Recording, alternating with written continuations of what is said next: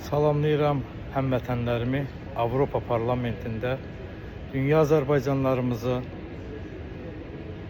Zəfər Bayramı münasibəti ilə səmimi qəlbdən təbrik edirəm.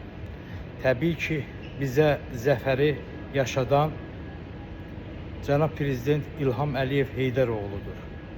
Mən bir hüquq eksperti olaraq, hüquq üzrə fəlsəfə doktoru, Arahedi Az saytın rəhbəri olaraq, bir Azərbaycan Respublikasının vətəndaşı olaraq öz təşəkkürümü İlham Əliyev Heydəroğluna bildirmək istəyirəm.